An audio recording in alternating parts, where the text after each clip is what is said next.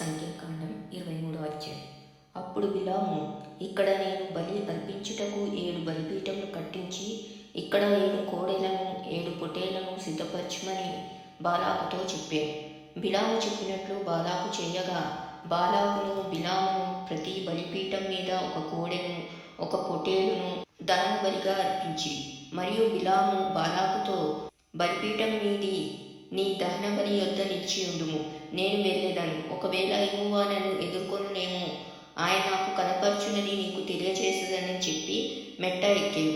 దేవుడు బిలామునకు ప్రత్యక్షమ కాగా అతడు, నేను 7 బలిపీఠములు సిద్ధపరిచి ప్రతి దాని మీదను ఒక కోడెను ఒక పొట్టేలును అర్పించితినని ఆయనతో చెప్పగా, యెహోవా ఒక మాట బిలాము నోట ఉంచి, నీవు బాలాకు నొద్దకు తిరిగి వెళ్ళి ఇట్లు చెప్పుమనెను. అతడు బాలాకు నొద్దకు తిరిగి వెళ్ళినప్పుడు అతడు మోయాబు అధికారులందరితో తన దహన బలి యొద్ద నిలిచి ఉండేది. అప్పుడు బిలాము ఉపమాన రీతిగా ఇట్లనెను: అరాము నుండి బాలాకు, తూర్పు పర్వతముల నుండి మోయాబు రాజు నన్ను రప్పించి, రమ్ము, నా నిమిత్తము యాకోబును శపింపుము, రమ్ము, ఇశ్రాయేలును భయపెట్టవలెను అనెను. ఏమని శపింపగలను? దేవుడు శపింపలేదే. ఏమని భయపెట్టగలను? దేవుడు భయపెట్టలేదే. మెట్టల శిఖరం నుండి అతని చూచుచున్నాను, కొండల నుండి అతని కనుగొనుచున్నాను. ఇదిగో, ఆ జనము ఒంటిగా నివసించును, జనములలో లెక్కింపబడదు. యాకోబు రేణువులను ఎవరు లెక్కించెదరు? ఇశ్రాయేలు 4వ పాలును ఎవరు లెక్క పెట్టగలరు? నీతిమంతుల మరణం వంటి మరణము నాకు లభించును గాక, నా అంత్యదశ వారి అంతం వంటి లగును గాక అనెను. అంతటా బాలాకు బిలాముతో, నీవు నాకేమి చేస్తివి? నా శత్రువులను శపించుటకు నేను రప్పించితిని, అయితే నీవు వారిని పూర్తిగా దీవించితివనెను. అందుకతడు, యెహోవా నా నోట ఉంచిన దాన్ని నేను శ్రద్ధగా పలకవద్దా అని ఉత్తరమిచ్చాను. అప్పుడు బాలాకు, దయచేసి నాతో కూడా మరి ఒక చోటికి రమ్ము, అక్కడి నుండి వారిని చూడవచ్చును. వారి చివర మాత్రమే కనబడును గాని వారందరూ నీకు కనబడరు. అక్కడి నుండి నా నిమిత్తం వారిని శపింపవలనని అతనితో చెప్పి, పిస్కా కొననున్న కావలి వారి పొలమునకు అతను తోడుకొని పోయి 7 బలిపీఠములు కట్టించి ప్రతి బలిపీఠం మీద ఒక కోడెను ఒక పొట్టేలును అర్పించాడు. అతడు, నీవు ఇక్కడ నీ దహన బలి యొద్ద నిలిచియుండుము, నేను అక్కడ యెహోవాను ఎదుర్కొందునని బాలాకుతో చెప్పగా, యెహోవా బిలామును ఎదుర్కొని ఒక మాటను అతని నోట ఉంచి, నీవు బాలాకు నొద్దకు తిరిగి వెళ్ళి ఇట్లు చెప్పుమనెను. అతడు బాలాకు నొద్దకు వెళ్ళినప్పుడు అతడు తన దహన బలి యొద్ద నిలిచి ఉండెను. మోయాబు అధికారులను అతని యొద్ద నుండి బాలాకు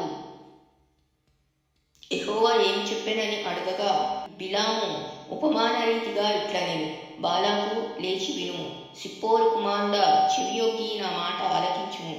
దేవుడు అబద్ధమాడుటకు ఆయన మానవుడు కాదు, పశ్చాత్తాపపడుటకు ఆయన నరపుత్రుడు కాడు. ఆయన చెప్పి చేయకుండునా? ఆయన మాట ఇచ్చి స్థాపింపకుండునా? ఇదిగో, దీవించమని నాకు సెలవాయెను. ఆయన దీవించెను, నేను దాన్ని మార్చలేను. ఆయన యాకోబులో ఏ దోషమును కనుగొనలేదు, ఇశ్రాయేలులో ఏ వంకరతనమును చూడలేదు.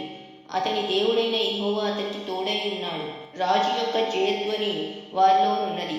దేవుడు ఐగుప్తులో నుండి వారిని రప్పించెను. గురుపోతు వేగము వంటి వేగము వారికి కలదు. నిజముగా యాకోబులో మంత్రము లేదు, ఇశ్రాయేలులో శకునము లేదు. ఆయా కాలముల యందు దేవుని కార్యములు యాకోబు వంశస్థులకు ఇశ్రాయేలీయులకు తెలియచెప్పబడెను. ఇదిగో, ఆ జనము ఆడు సింహం వలె లేచును, అది సింహం వలె నిక్కి నిల్చును. అది వేటను తిని చంపబడిన వాటి రక్తం త్రాగు వరకు పండుకొనదు.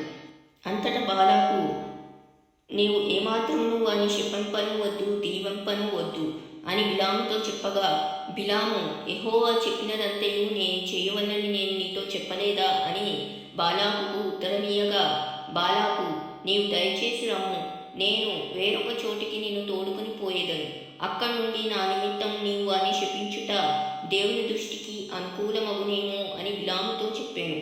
బాలాకు ఎడారికి ఎదురుగానున్న పేయోరు శిఖరమునకు బిలామును తోడుకొని పోయిన తర్వాత బిలాము, ఇక్కడ నాకు 7 బలిపీఠములు కట్టించి ఇక్కడ 7 కోడెలను 7 పొట్టేళ్లను సిద్ధపరచమని బాలాకుతో చెప్పాను.